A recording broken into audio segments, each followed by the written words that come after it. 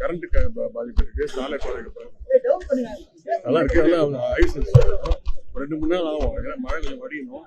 இது மேஜராக செங்கல் புயல்னால இது பாதிப்பு பெருசாக கிடையாது. இந்த தென்பண்ணையாறுல இருந்து இந்த ஓவர் ரீச் ஆகி அரசு அதிகாரிகள் அவங்கெல்லாம் விரைவில் சீக்கிரமா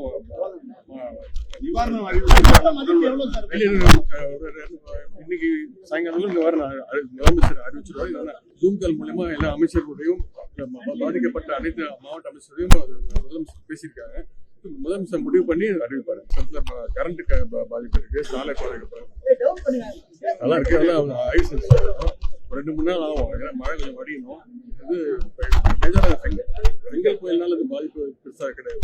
இந்த தென்பண்ணையாறுல இருந்து இந்த ஓவர் ரீச் ஆகி அரசு அதிகாரிகள் அவங்கெல்லாம் விரைவில் சீக்கிரமா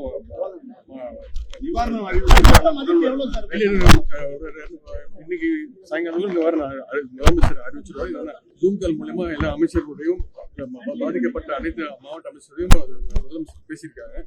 முதலமைச்சர் முடிவு பண்ணி அறிவிப்பாரு.